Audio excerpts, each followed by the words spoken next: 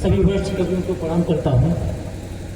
आदरणीय गुरुदेव जी को सबको प्रणाम करता हूँ। जैसा कि सर ने कहा कि सर्वप्रथम होली का माहौल चल रहा है, होली का उत्सव लिखा है, तो शुरुआत कहीं से करते हैं। ये छंद दे रहा हूँ साहब, हम लोग अभी बहुत भीषण सर्दी से बाहर निकले हैं, होली आई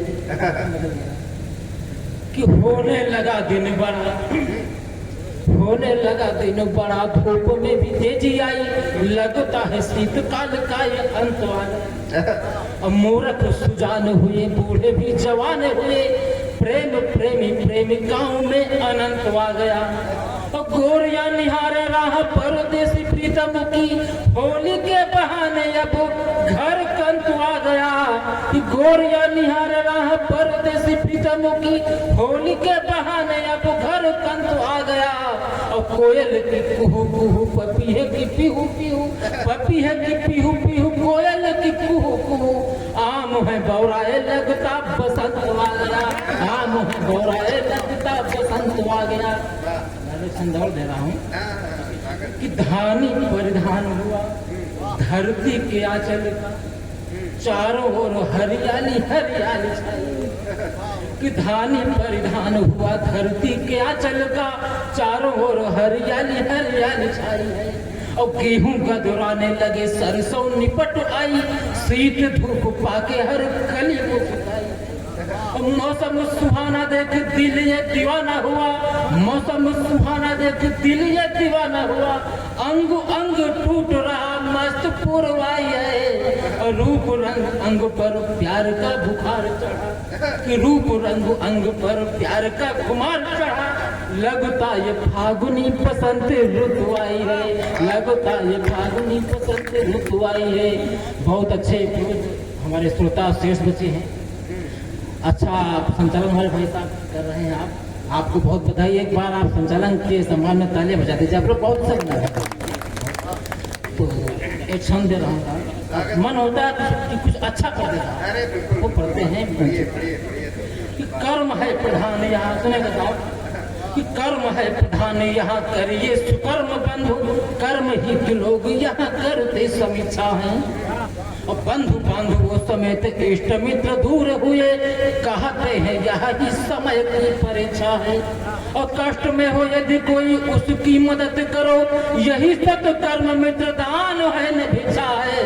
और काम कुछ ऐसा करो मान सम्मान मिले, यही सदग्रंथ कहे महामंत्र दीक्षा है, यही सदग्रंथ कहे महामंत्र दीक्षा है।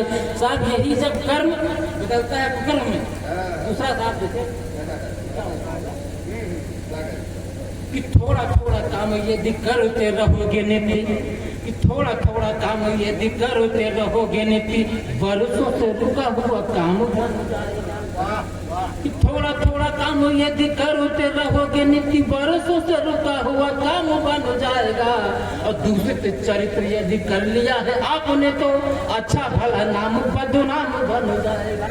और देह वाली भूख को मिटाया नहीं साधना से, वासना का तन ये गुलाम बन जाएगा। देह वाली भूख को मिटाया नहीं साधना से, वासना का तन ये गुलाम बन जाएगा। योगियों ने सिद्धियां बढ़ाई तप करके ही, योगियों ने सिद्धियां बढ़ाई तप करके ही, भ्रष्ट होके बापू आसाराम बन जाएगा, आसाराम बन जाएगा। और साहब एक वर्तमान चित्र खींचने का प्रयास करता हूँ। अभी हमारे वीर रचित कवियों ने बहुत अच्छी रचनाएं पढ़ा, मैं भी वीर रचित नहीं है, ये एक वर्तमान इतिहास का पेश इतिहास कि भी वर्तमान सरकारें अपनी वंशवाद परिवारवाद चल रहा था निरंतर 55-60 साल केंद्र में सरकार रही, कांग्रेस की रही। तो देखिए साहब एक हमने चित्र खींचा है, वनली कविता 5 मिनट की है, 5 मिनट में देखिए मैं 10 वर्ष का चित्र आपको दे रहा हूँ साहब कि जब जातवाद परिवारवाद का सत्ता में विस्तार हुआ, जब जातिवाद परिवारवाद का सत्ता में विस्तार हुआ, नेताओं की राजनीति से सब विधान आ जाते। गांधी जी की सत्य हिंसा छोड़ कर रहे शासन, गांधी जी की सत्य हिंसा छोड़ कर रहे शासन थे, वो जनता को लूट रहे थे, देते झूठे शासन। गुंडे और लफंगे बनते मंत्री और विधायक, गुंडे और लफंगे बनते मंत्री और विधायक थे, जो समाज का शोषण करते वो बनते जननायक थे। केवल वादे आश्वासन से अपना काम चलाते थे, केवल वादे आश्वासन से अपना काम चलाते थे। राशन की तो बातें छोड़ो, चारा तक खा जाते थे। कि जिनकी ओर से बन गए मंत्री, जिनकी ओर से बन गए मंत्री, उन पर अत्याचार हुआ। नेताओं की राजनीति से संविधान लाचार हुआ। आप देखिए ये कविता कब शुरू होती, तो भूमिका देता कि जब जनाधार अखंड भारत में परिवर्तन की लहर आता है, कि जब धर्म तुला पर जनता की सबदल कौड़ी के तीन है, जब धर्म तुला पर जनता की सबदल कौड़ी के तीन हुए, 56 इंची सीना लेकर श्री मोदी जी आते। जब धर्म तुला पर जनता की सबदल कौड़ी के तीन हुए, 56 इंची सीना लेकर श्री मोदी जी आसीन हुए। कि जो पूछ कर मैडम से अपनी सरकार चलाते थे, सावधान दे, कि जो पूछ कर मैडम से अपनी सरकार चलाते थे, तो नंबर के काले धन को बाहर लेकर जाते थे। कि जनता के नोट बदलने को सब बैंकों को वादे थे, कि जनता के नोट बदलने को सब बैंकों को वादे मिला, कोई नोटबंदी भारत में काले धन का भी खुला। अब आधार मिला जनमानस को, कि आधार मिला जनमानस को, जब काला धन बेकार हुआ, नेताओं की राजनीति से सब लाचार हुआ। साहब कुछ मुद्दे थे अपने वहाँ, मंदिर हो या हो, तो चुनावी मुक्ति हुआ करते थे, चुनाव आने को खुलते थे। साहब देखें कि मंदिर मस्जिद कश्मीर नेताओं की हद, कि मंदिर मस्जिद कश्मीर नेताओं के हथकंडे थे, राजनीति के चक्कर में आए होते थे।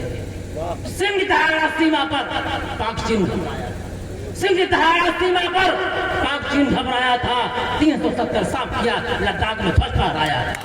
गरजे योगी मोदी अमित शाह, गरजे योगी मोदी अमित शाह, परिवारवाद खतरे में है, तब जातिवाद खतरे में है और वंशवाद खतरे में है। विस्तारवाद की नीति, कि विस्तारवाद की नीति की, चीनियों का ठप व्यापार हुआ, नेताओं की राजनीति से। देखें जो समस्या जनमानस की मैं वर्तमान सरकार से हूँ, मैं कभी हूँ धर्म है, अगला बंद देता हूँ का कि बहुत अच्छा सरकार ने काम किया। हमारी जनमानस की समस्या है, अगले बंद साहब रखता हूँ अगले बंद में नाम में, कि उत्तम प्रदेश कहलाया तुमने बाबा जी, उत्तम प्रदेश कहलाया तुमने बाबा जी, घर घर में केसरिया ध्वज को लहराया तुमने बाबा जी। लेकिन साहब कि राशन मुफ्त न दे पाओगे, झोलोगे अपमान नया, कि राशन मुफ्त न दे पाओगे, झेलोगे अपमान नया। आय किसान की दूनी होगी, वो झूठा ऐलान गया। गोबंदी पहले भी थी, इस पर थोड़ा सोचो बाबा। गोबंदी पहले भी थी, इस पर थोड़ा सोचो बाबा। छुट्टा जो सांड घूमते हैं, उन सांडों को रोको बाबा। छुट्टा जो सांड घूमते हैं, उनको रोको बाबा। कि केसरिया ध्वज फहराने को बुलडोजर तैयार हुआ, नेताओं की राजनीति से संविधान लाचार हुआ। पढ़ के अपना स्थान लेता हूँ। कि भगवाधारी सीएम बन आया जब से सन्यासी है, सब भगवाधारी सीएम बन आया जब से सन्यासी है। यूपी का ढांचा बदल गया, सज गया अयोध्या काशी है। यूपी का ढांचा बदल गया, सज गया अयोध्या काशी है, अयोध्या काशी है।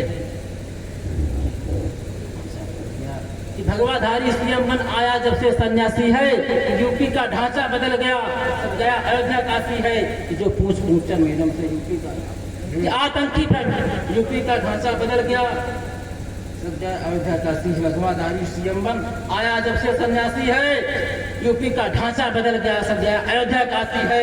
कि सब हुए सलाखों के पीछे तस्वीर कहानी करती है, सब हुए सलाखों के पीछे तस्वीर कहानी कहती है।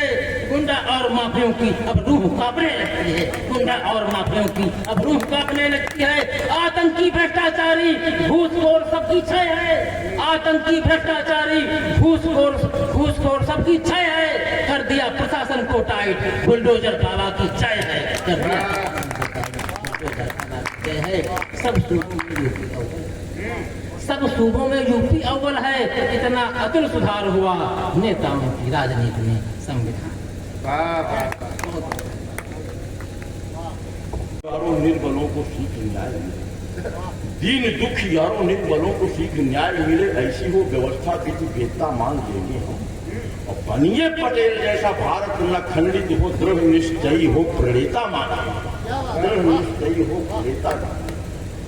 और नेताजी सुभाष जैसा कुछ भी जीत लाओ बंधु, तुम्हें इस विश्व का विजेता मान लेंगे हम। और 1 इंच सीमा यदि बना सकोगे भारत की, सच कहता हूं तुम्हें नेता मान लेंगे हम, सच कहता हूं तुम्हें नेता मान। अच्छा, ये एक ऐसा छंद पढ़ने जा रहा हूं जो कि मेरा चैलेंज का छंद है। जब मैं इस छंद को पढ़ता हूँ, मंच और कोई कविता बने कहे भाई ताली बजाओ, लेकिन कई रात को 2 दिन कविता पढ़ता तालियों की भीख नहीं मांगता। और वो एक ऐसा छंद पढ़ने जा रहा हूँ जिस पर उत्तर दक्षिण पूरब पश्चिम चारों तरफ कोई हाथ खामोश रह नहीं सकता है। मेरा ये दावा, मैं भी देखना चाहता हूँ कि आखिर हंसों के बीच में बगुला कहाँ छिपा हुआ बैठा। मित्रों, अब तो विगत वर्षों में नहीं रहेगा। पंकज में बात हुई, विगत वर्षों में पाकिस्तान के एक पिद्दी जैसे नेता ने बयान दिया कि कश्मीर तो लावेंगे, कश्मीर तो लावेंगे, जैसे कश्मीर उनके बाप का। वो इस बात को भूल जाते हैं कि हमारे यहाँ बाराबंकी बेलहरा में यहाँ के जब लड़के अपनी गर्लफ्रेंड का मोबाइल नंबर किसी को नहीं देते तो वो कश्मीर कैसे दे देंगे।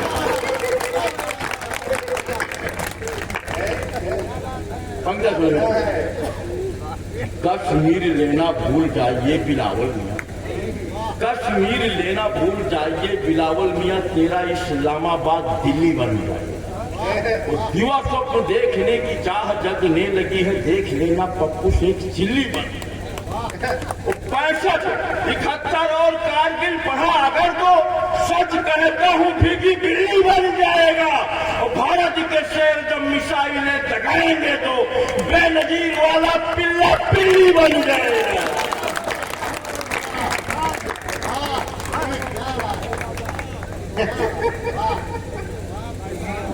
क्या बात है, क्या बात है, वाह वाह वाह वाह वाह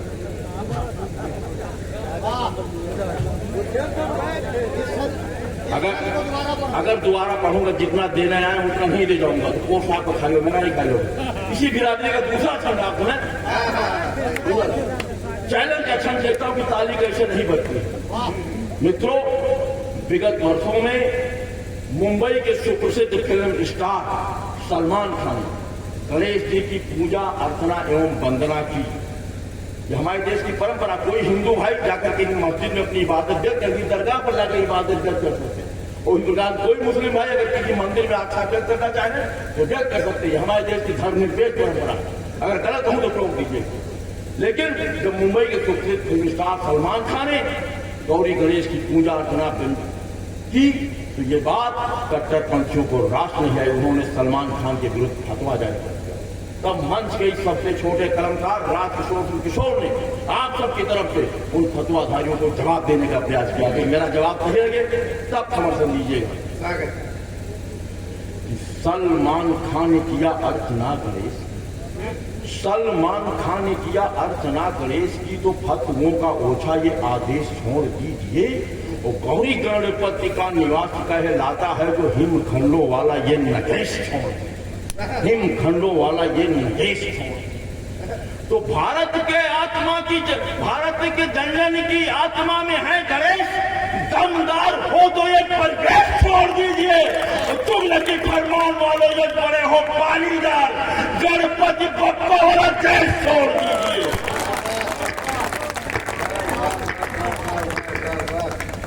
एक और क्षण सुने, अगर मन से सारी बात कही जाए और उस गद्दार चीन के खिलाफ कोई क्षण न पढ़ा जाए तो 20 वर्ष से कई बार सार्थक नहीं होगा।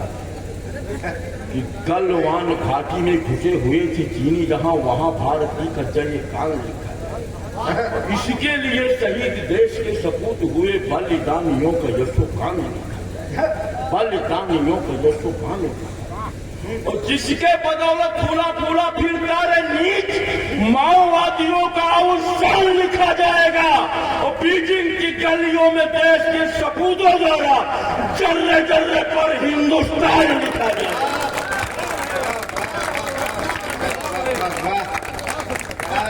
मित्रों, छंदों की श्रृंखला का अंतिम छंद स्वागत। एक ऐसा छंद पढ़ने जा रहा हूँ आदरणीय महाराज जी, मैं इससे अच्छा और कुछ नहीं लिख सकता।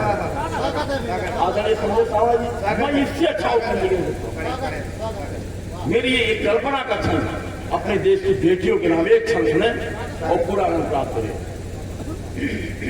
एक बार बोले, आदरणीय महात्मा जी, मैं हमारे देश की प्राचीन परंपरा को व्यक्त करना चाहता हूँ। एक बार बोले अमेरिका इंग्लैंड वासी, एक बार बोले अमेरिका इंग्लैंड वासी, बेटी मेरी अंतरिक्ष यान को चलाती है। फ्रांस, रूस और चीन के निवासी बोल उठे, बेटी वायुयान जल यान को चलाती है, बेटी वायुयान जल यान को। तो हमने भी ताल ठोक कर कहा, हमारी बेटी बालक बनाकर भगवान को चलाती है, और क्रूर काल के कराल काल पर तमाचा मार, बेटी मेरी विधि के विधान को चलाती है, बेटी मेरी। और आइए मित्रों, ये सब मैंने एक रचना मुझे पढ़ना, उसकी मैं भूमिका बना था। बंधुओं, अभी भाई विवेकानंद तो बहुत अच्छी रचना है, मेरी भी इच्छा है कि इसी महापुरुष पर एक चिंतन लेकर के जाऊं, जिससे पहला न करूं, जिसे वर्षों याद रखें। बंधुओं, विगत वर्षों में वियतनाम का और अमेरिका का 20 वर्षों तक लगातार युद्ध हुआ। उस युद्ध में वियतनाम जीता और अमेरिका की हार हुई। तो वियतनाम के राष्ट्राध्यक्ष से पत्रकारों ने पूछा, महोदय, आपने इतने लंबे समय 20 वर्षों तक लड़ाई लड़ी और उसमें विजय प्राप्त की, इसकी प्रेरणा आखिर आपको कहां से प्राप्त हुई?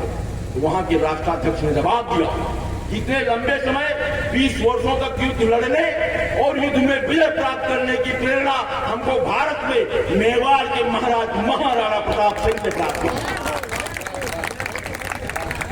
और बंधुओं, कालांतर में वहां के विदेश मंत्री भारत यात्रा पर आए। दिल्ली में राजघाट पर उनको महापुरुषों के समाधि स्थल पर ले जाया। उन्होंने पूछा, मुझे ये बताइए कि महाराणा प्रताप सिंह की समाधि। लोगों ने बताया कि राणा प्रताप की समाधि उदयपुर में।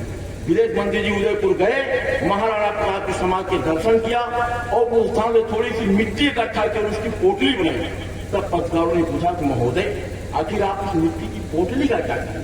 तो वियतनाम के विदेश मंत्री जी ने जवाब दिया, ये शूरवीरों की मिट्टी है, इस मिट्टी में शूरवीर योद्धा पैदा होते हैं, इस मिट्टी को ले जाकर मैं अपने देश की मिट्टी में मिला दूंगा, तो मेरे देश की मिट्टी में भी महाराणा प्रताप सिंह जैसे वीर योद्धा पैदा होंगे। और बंधु, उसी महापुरुष के सम्मान में एक रचना पढ़ना चाहता हूं। आप सब जानते हैं, हल्दी घाटी की लड़ाई में जब महाराणा प्रताप की हार हुई तो जंगलों में दर दर भटकना पड़ा। एक समय ऐसा आया, बच्चे घास की रोटी के लिए मजबूर हो गए। तब राणा प्रताप का धैर्य जवाब देगा। जब बच्चा रोटी खा रहा था, एक बिल्ली रोटी छीन ले, क्या कारण किस रहा होगा? धैर्य जवाब देगा। उन्होंने एक पत्र, संधि पत्र अकबर के दरबार में था, लेकिन वहां पर सबने कहा, खुशियां मनाई जाने लगी, गोले दिखाए जाने लगे, लेकिन वहां पर एक विद्वान कवि बैठा, कहा गलत बात, राणा प्रताप को संतरीर मैं पता लगाता हूँ। और इतिहास साथी उसने इतना मार्मिक पत्र लिखा कि राणा प्रताप का इरादा बदल गया। यही मैंने अपनी रचना का माध्यम है। मित्रों, अगर आपको कहीं से महसूस हो, मंच के इस सबसे छोटे कलमकार ने महाराणा प्रताप के बच्चों को घास की रोटी के लिए तरसते हुए देखा है। इस विद्वान, इस सबसे छोटे कलमकार ने अकबर का सजा हुआ दरबार अपनी कल्पना शक्ति से देखा है और एक विद्वान को राणा प्रताप का पौरुष जगाते हुए देखा। तब आप सबका आशीर्वाद चाहता हूँ। आइए रचना के रचना पंक्ति। सत्ता में लिप्त नरेशों, सत्ता में लिप्त नरेशों की ना लिखता मैं बिरदावलियां, काले कजरारे नैनों की ना लिखता मादक फुलझड़ियां, न लिखूं घुंघरुओं की छम छम, न पायल की झनकार लिखूं, न किसी सुंदरी मृग नैनी के नक्शे का श्रृंगार लिखूं। मैं लिखता हूं गौरव गाथा भारत के वीर जवानों की, मातभूमि पर शीश कटाते सिंहों के संतानों की, उन वीर बाकुरों के पगरज को शीश झुकाने आया हूं, उनके पूजन अभ्यर्चन में जब दीप जलाने आया हूं। वो तीर्थराज चित्तौड़ न रहा पास में धन वैभव, खाने को नहीं निवाले थे, पत्नी बच्चे हैरान सभी पड़ गए जान के लाले थे, न मिला कई दिन से भोजन, बच्चे कैसे बिलबिला रहे, है खाली उधर कठिन जीना, मारे दुख के तिलमिला रहे।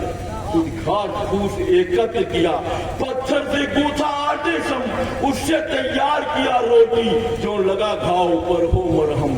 ये विपदा बड़ी निगोड़ी है, फेंका जब इसने पासपन थे परम प्रतापी बने रंग, राजा नल विक्रम हरिश्चंद्र, है कठिन विपद की मार, है कठिन विपद की मार, रहा न बड़ी न कोई छोटी को, महलों का वैभव ताक रहा, अब आज घास की रोटी को, महलों का वैभव ताक, आज मिल गई घास की रोटी, जब जो मिली मुंह को है बानी, प्यासे चातक सम चहक उठे, मिल गया स्वाद का जो पानी, पर हाय क्रूर दुर्भाग्य, तुझे यह रोटी भी मंजूर नहीं, इस तरह बालपन के सपने होते हैं चकनाचूर नहीं, और रोटी बच्चे चहक उठे, जो पानी से मिल गई मीन, पर एक निर्दयी बिल्ले ने बच्चे से रोटी लिया थी, और एक निर्दयी बिल्ले ने बच्चे से रोटी लिया।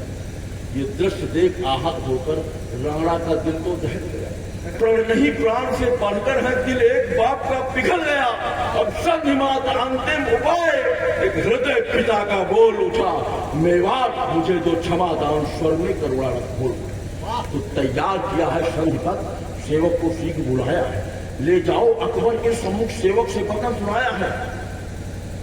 आदरणीय अकबर के दरबार का एक चित्र देखे, मैंने अपनी कल्पना शक्ति तैयार किया, जी तैयार किया है संधिपत, सेवक को सीख बुलाया है, ले जाओ अकबर के सम्मुख, सेवक से वचन सुनाया है। वो स्वामी भक्त सेवक पहुंचा, फिर सजा हुआ दरबार, वहां बैठे मुगलों के शहजादे लेकर नंगी तलवार, वहां सैयद शेखों की टोली थी, हथियार बंद थे ज्वार, वहां ताना बाना कलगी झाली, बैठे थे मुगल पठान, वहां कुछ चाकदार चमचे बैठे, कुछ चाकदार चमचे बैठे, कुछ बैठे थे मक्कार, वहां मुगलों के तलवे चाट रहे, बैठे छत्री गद्दार, वहां मुगलों के तलवे चाट रहे, बैठे छत्री गद्दार। आदरणीय महोदय, जब हल्दी घाटी की लड़ाई हो रही थी, तब एक मुगल सैनिक अपने सेनापति के पास जाता है और कहता है कि दोनों तरफ से कितनी ज्यादा मात्रा में छत्री लड़ रहे हैं, ये बात समझ में नहीं आ रही है कि कौन छत्री हमारी तरफ से लड़ रहा है और कौन छत्री महाराणा प्रताप की तरफ से लड़ रहा है। तब वो मुगल सेनापति जवाब देता है, चाहे हमारी तरफ का छत्री मारा जाए, चाहे राणा प्रताप की तरफ का छत्री मारा जाए, मरेगा तो छत्री ही, दोनों स्थितियों में फायदा तो अपना ही होगा।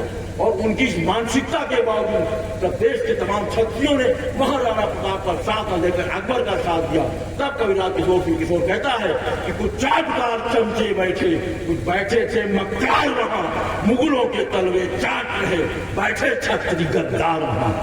तो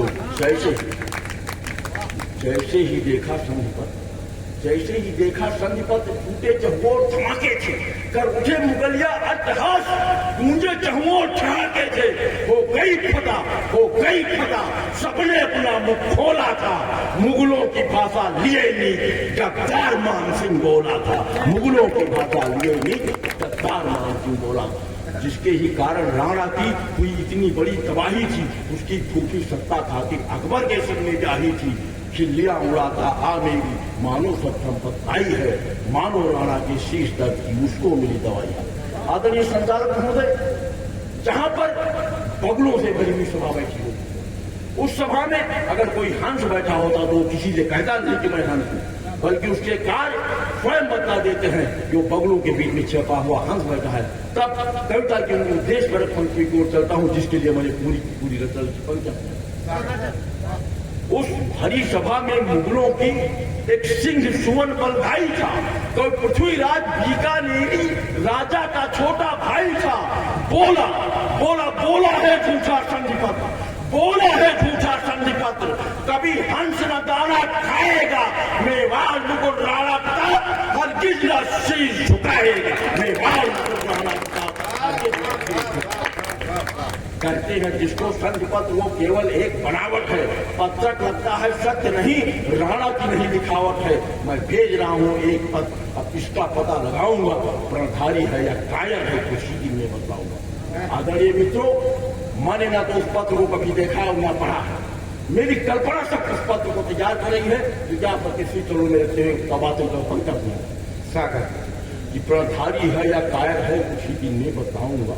वो भावुक विह्वल पृथ्वीराज जय गौरी और गणेश लिखा, जय जय जय पावन वसुंधरा रक्षा करना अखिलेश लिखा, सुमिरन कर मां शारदे का, जय चामुंडे महारानी की, कुलदेवी वंशज सिसोदिया, हे तुलजा मां भवानी की, हे राणा सांगा के वंशज, हे राणा सांगा के वंशज, अब मेरी लाज बचा लेना, अब मेरी लाज बचा लेना। मैंने कभी धर्म निभाया है, तुम क्षत्रिय धर्म निभा देना। मैंने धर्म निभाया, क्षत्रिय धर्म निभाया। धरती जब को देगी मान को नम मंडल के शौर हो तुम, वो भीष्म प्रतिज्ञाधारी सब क्षत्रिय कुल के सिरमौर हो तुम।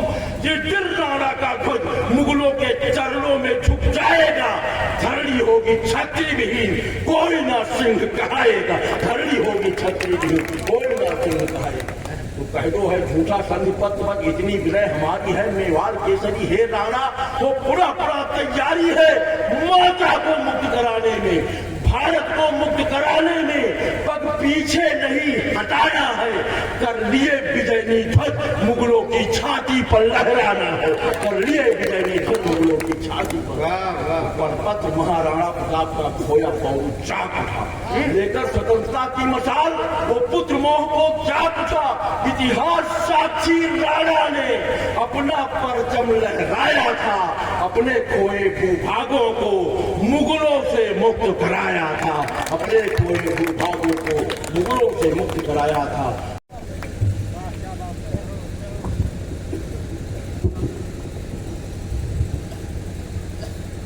बहुत अच्छा संचालन संजय सावरा जी कर रहे हैं। और पुलिस में भर्ती के होने के बाद बता रहे थे, तो इन्हें तो बहुत ज़्यादा नहीं हमारे जिले के बारे में मालूम। हमारे प्रिंसिपल साहब, जैसे मैं मैनपुरी का रहने वाला हूँ, और हमारे यहाँ पुलिस में मिलिट्री में बहुत लोग भर्ती होते हैं। तो जब कोई लड़का भर्ती होने के जैसे आया लौट के 2 दिन बाद छुट्टी के बाद, तो उसे पूछा क्या हुआ, भर्ती हुए? कहीं साहब हो नहीं पाए। कहीं दिन वाले में नहीं हो पाए तो रात ही वाले में हो जाओ। बात समझ कि नहीं समझे? और समझ गए तो ठोक लो इसके फिर क्या हुआ।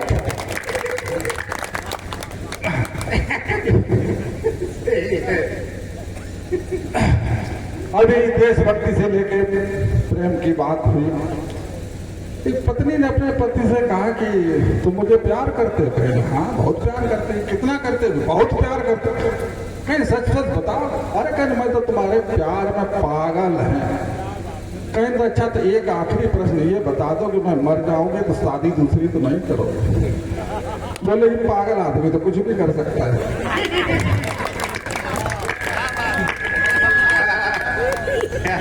ये स्थितियां हैं।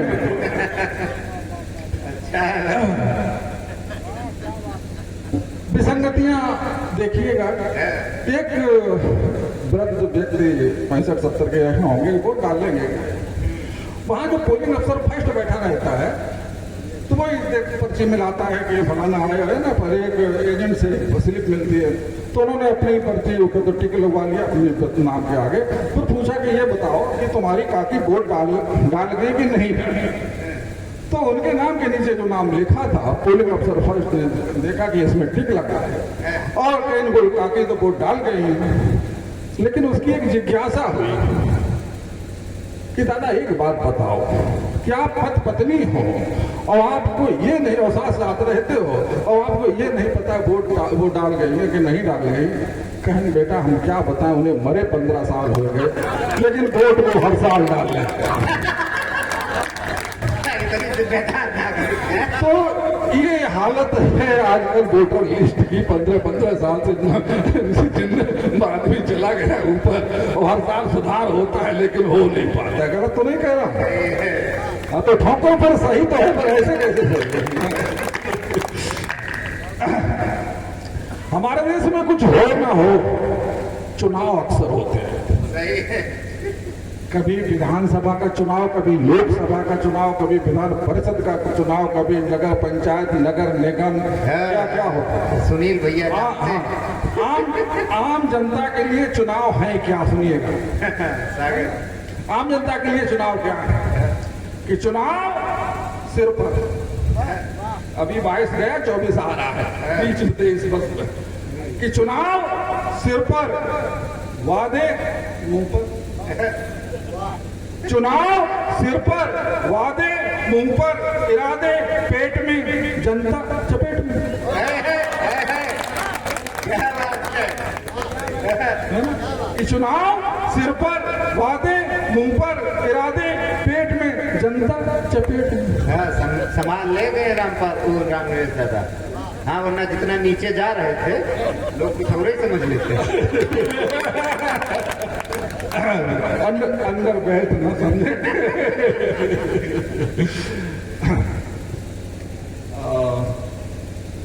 अब वादे भी कैसे करते हैं कि हम बने वोट देने के लिए, आप बने चोट देने के लिए, और आपका मतलब दिल्ली और लखनऊ। हम बने वोट देने के लिए और तुम बने चोट देने के लिए। वादा करते हो रजाई का, आते लंगोट देने के लिए। कि वादा करते हो रजाई का, आते लंगोट देने के लिए। कैसी कैसी विसंगतियां सुनिएगा।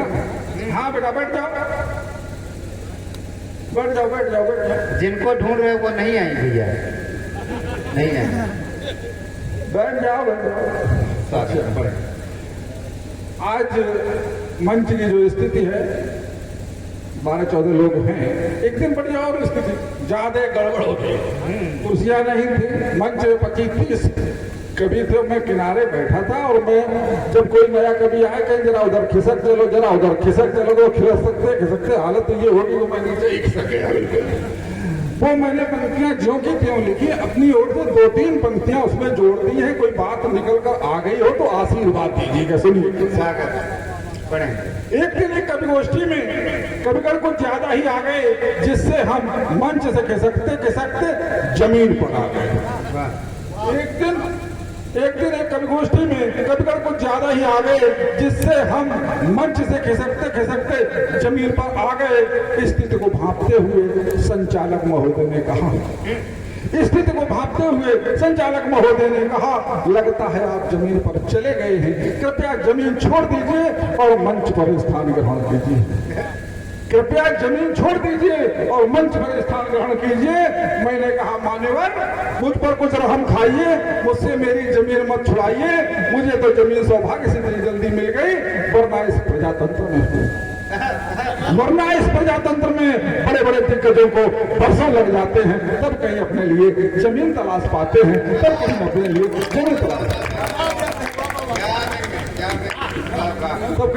जमीन तलाश पाते हैं। आप लोग ने जब घर से चले होंगे कविता सुनने के लिए, तो घर से पूछा गया होगा कि कहाँ जा रहे हो, कहाँ के लिए, अब क्या मिलता है। कभी समय का आपने कहा कभी सम्मेलन के लिए क्या मिलता है, कहीं जा रहे हैं सुनने के लिए, तो कहा होगा। लेकिन ऐसा नहीं, बहुत कुछ मिलता है। क्या मिलता है, आपके फायदे की बात बीच बीच में सुनिएगा कि एक छोटे से जुर्म में लग रही थी बड़ी दफा। छोटा सा जुर्म ऐसे कि बकरी किसी के खेत में घुस गई हो, 4-6 पौधा खा लिया हो, बस बात का पतंगड़ बन गया। एक छोटे से जुर्म में लग रही थी बड़ी दफा, कुछ पैसे खर्च कर दिए, हो गई वो रफा दफा। एक छोटे से जुर्म में लग रही थी बड़ी दफा, कुछ पैसे खर्च कर दिए, हो गई वो रफा दफा।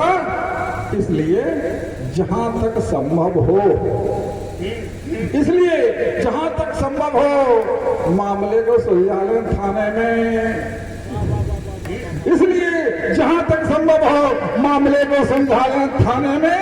कोई फायदा नहीं है अदालत के चक्कर लगा, कोई फायदा नहीं है अदालत के चक्कर। थाने में मामला सस्ते में निपट जाता है, 10-15 साल कचहरी भटक के जो मिलता है वो थाने में निपट सकता है। गलत तो नहीं, सही कहते ठोकते जाओ, फिर हमको भी लगेगा कि आप लोग सुन रहे।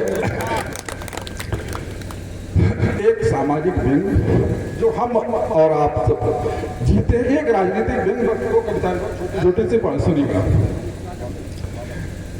चश्मे के माध्यम से एक मैंने व्यंग किया है कि जब मेरा चश्मा टूटकर चकनाचूर हो गया, ये सुन लो कि जब मेरा चश्मा टूटकर चकनाचूर हो गया तो रिश्तों में अपने फन का सारा भ्रम। बड़ा बेटा 100 रुपए की बात कहकर 1000 पर हस्ताक्षर कर ले। बड़ा बेटा 100 रुपए की बात कहकर 1000 पर हस्ताक्षर करा ले गया और मुझे ही 900 रुपए का चूना लगा। दूसरे बेटे ने भी मौके का फायदा उठाया, मासिक टेस्ट को मासिक कार्ड को मेरे सम्मुख पढ़ाया, बोला पिताजी इस बार पोजीशन अच्छी आई है, 3 विषयों में विशेष योग्यता पाई है, जरा जल्दी कीजिए, कार्ड पर अपनी चिड़िया बैठा। मैंने कार्ड पर चिड़िया बैठाई और होनहार बेटे को दी बधाई। इस मौके पर पत्नी भी पीछे नहीं रही, उसने भी मन की बात कही, बोली आपकी कविता जानी मानी पत्रिका में छप गई है, जिसे पढ़ने के लिए पड़ोसन अपने घर ले गई है, विश्वास न हो तो पत्रिका मंगा दो, आपकी छपी कविता अभी दिखा दो।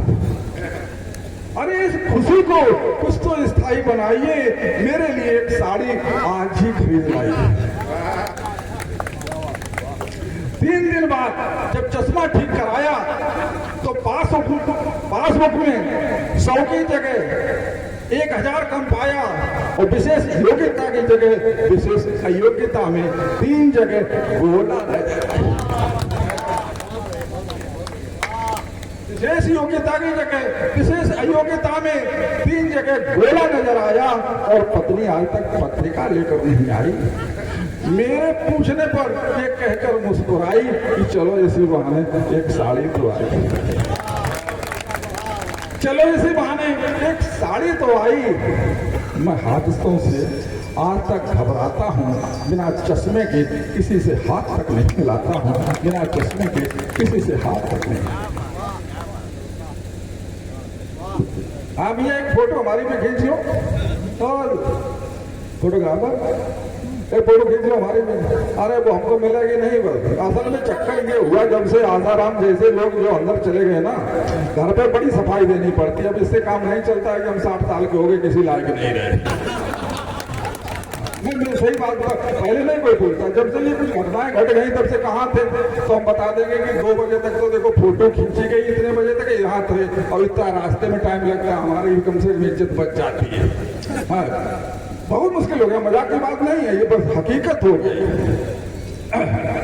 सुनिएगा कि मेरे एक पड़ोसी अपने उस बेटे को होनहार बेटा कहते हैं, जिसके नंबर 33% के आसपास रहे थे। मेरे एक पड़ोसी अपने उस बेटे को होनहार बेटा कहते हैं, जिसके नंबर 33% के आसपास रहते हैं। वे अक्सर कहते हैं कि मुझे इसकी ओर से जरा भी परवाह नहीं, मुझे इसकी ओर से जरा भी परवाह नहीं, कितनी तरक्की पाएगा, हालांकि कोई था नहीं। कक्षा 8 में ये कई साल लगाएगा, कक्षा 8 में ये कई साल लगाएगा, लेकिन 8 पास होते ही अपने पैरों खड़ा हो जाएगा और अगले 3 साल में कस्बा स्तर का, 5 साल में तहसील स्तर का, 7 साल में जिला स्तर का गुंडा हो जाएगा। 7 साल में जिला स्तर का गुंडा हो जाएगा। इस खिताब के मिलते ही जिले की लोकल बसों पर ससम्मान फ्री चलने का अधिकार पा जाएगा। इतना होते होते किसी सामाजिक संस्था से जुड़कर गैर सामाजिक कार्य करेगा, किसी सामाजिक संस्था से जुड़कर गैर सामाजिक कार्य करेगा, अपना तो अपना 2-4 और का पेट भरेगा। कुछ दिन बाद किसी राजनीतिक दल में शामिल हो जाएगा और विधायक से होता हुआ दल बदल के सहारे मंत्री पद तक जाएगा। चिंता तो मुझे बुद्धिमान बेटे की,